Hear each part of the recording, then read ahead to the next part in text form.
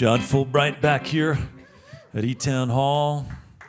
It's we've been around long enough to where just a few people have been here twice. So we count you in that happy group of folks who've been here making your return visit to eTown Hall. We like that. It's great to be back. I was talking about Oklahoma and Texas as being these sort of fertile territory for musicians and songwriters, and I don't know if it's the landscape or the wide open spaces as much as it's the people. And I know you've had some folks who've been very influential in sort of helping you find your path, right? Yeah, it's funny. Oklahoma, at least, I chalk it up to boredom for the most part, but I don't. We got a lot of songwriters, though. I'm really proud of our state for that reason. I mean, I was told that there's more people per capita in Dallas-Fort Worth than there is in the state of Oklahoma. So, and I don't know, I think we're going toe-to-toe songwriter-wise, so, and that may not be true, I have no idea. Is there a little, I'm getting the competition between Oklahoma and Texas. Is it just, it's not just football?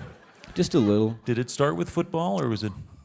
For me, personally, it started with Christmas and family reunions and stuff, because I have a lot of family in Texas. And we would get in physical fights over whether a body of water that cows drank out of was called a pond or a tank. Because everybody knows that a tank is something that you put gas in. I don't know. I have no idea. No, Oklahoma. We have low self-esteem, I think, is most of it. Texas has very high self-esteem. Don't mess with Texas. What about Kansas? I don't know about Kansas. Yeah. They don't say much. Well, I think it might be even lower, possibly. Maybe. Yeah. Oklahoma's license plates all used to say, Oklahoma. It's okay.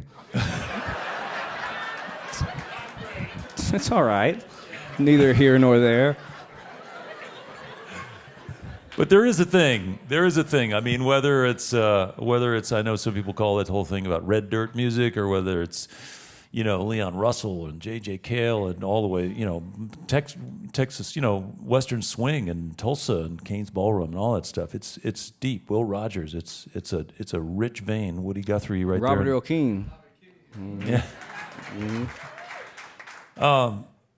I spoke briefly with you backstage before the show about a guy named Tom Skinner who died recently, who was a major guy in your world, right? Yeah, our buddy Tom just died. It was really a big blow to the community. He was not well known, but well loved in Oklahoma. He kind of he was. I mean, I'm still shy, but I was paralyzingly shy when I first started playing music, and he'd get me to play his set. I'd go see him play, and he'd say, Fullbright, play a couple of songs, And I'd play just terrified, and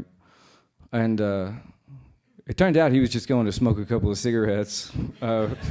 Found out later, but it was a big deal to me, and he meant a lot to me, and I miss him a lot. Yeah. And were there other guys? I know Bob Childress is somebody who was certainly part of that scene, and just writers, Jimmy Webb, others who were like that you looked at as sort of touchstones or places where you could glean some sparks? Leon Russell was big for me, and Roger Miller, I feel like, is untouchable. Yeah. I heard somewhere that Roger Miller held the record for a single person having the most Grammys until Michael Jackson. Wow. If that's true, that's a really incredible thing. Yeah. But yeah, I don't know. The Bob Wills guys and the Jimmy Webb. I mean, geez, all those Glenn Campbell hits and stuff like that. Yeah. Just really important to me. And so when you were in high school and you're hanging out and your friends, were you a weirdo listening to those kinds of songs, or were your other? I mean, because there's also, he's older than you, but of course there's Garth Brooks and Vince Gill and two other Oklahomans who are playing more popular music. Were your buddies into that kind of stuff? Nobody played music. School was so small, you couldn't afford to be a weirdo in a school that small. I played the piano in private and didn't tell anybody, You had two options. You either played football or you didn't.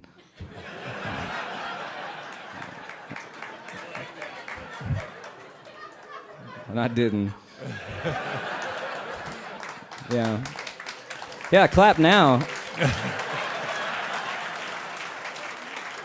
It's great now. So I can see how songwriting could enter into your life. You had a lot of time on your hands. That's it. You got a lot of angst. I didn't have any sidewalks. There was no skateboards. Yeah. It was like you live out in the woods. You just kind of figure it out. And I played my grandma's piano. Yeah. That was what I did. Yeah. How are you doing now as a shy person who's getting all this attention? Because it's happening, right? I've been reading I don't some know. amazing... How am I doing? I don't. I just. Well, what I mean is, does it feel? Do you get better at it? No, I feel like I'm just acting in a high school play, and I just. It's hard. But for me, it's not. It's songwriting. Songwriting is it's what I focus on. When they recognize you at Woody Fest and stuff like that, you remind yourself that it's about the songwriting. Every day. Yeah, that's cool. And as you think about other people, I know you mentioned backstage that Robert O'Keefe was one of your early, major guys. That's what's crazy about the fact that I'm on this stage. Robert O'Keefe was huge whenever I was learning to play the guitar, and somebody handed me a Robert O'Keefe tape, and it was, pretty monumental for me to hear that, to go. Because growing up in such a small town, it's like, I used to play piano. I took piano lessons, and I thought that the only option there was, if you wanted to be a musician, was to put on a tuxedo and play Mozart, because that's all that was ever put in front of my face when I was a little kid. And the idea of just writing songs that had nothing to do with a mainstream anything, that was huge for me. And Robert O'Keefe was definitely one of those first guys. It's a thrill to be on this stage right now, for a lot of reasons.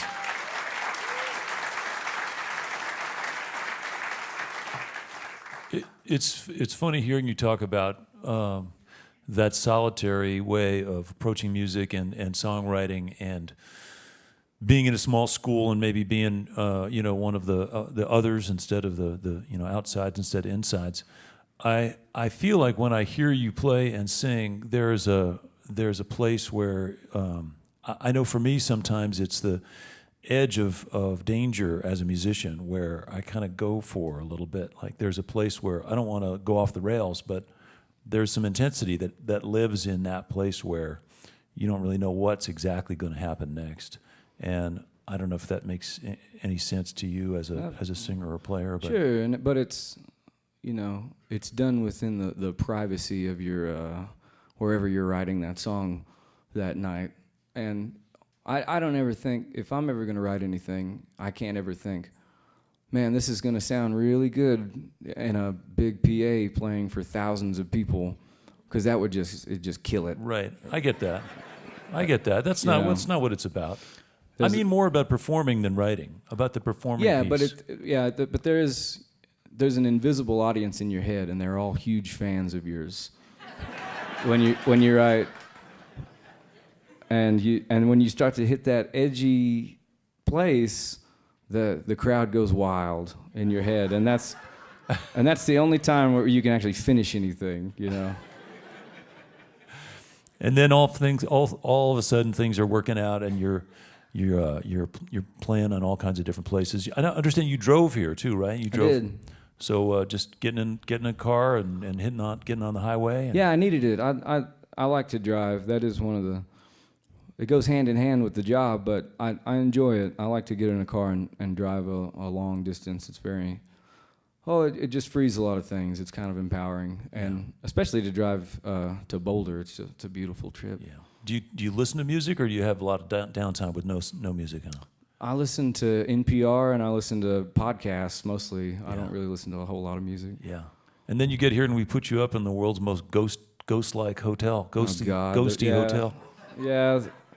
It's apparently it's a running joke now that I'm afraid of the Boulderama, this old hotel, Boulderado.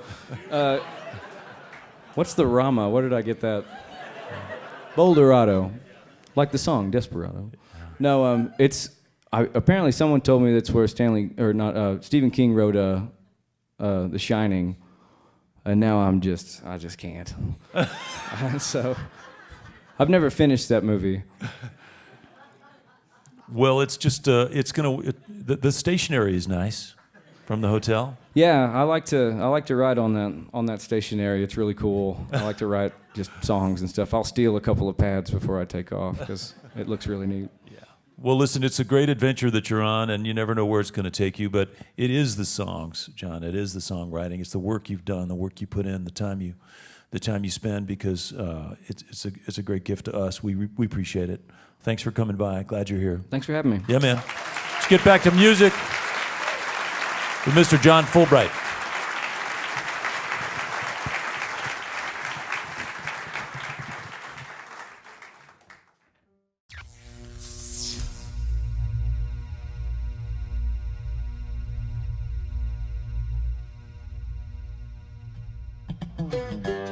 Hi, this is Nick Forster from eTown. If you want to stay up to date with all the performances, interviews, and behind-the-scenes footage, click the subscribe button. Thanks.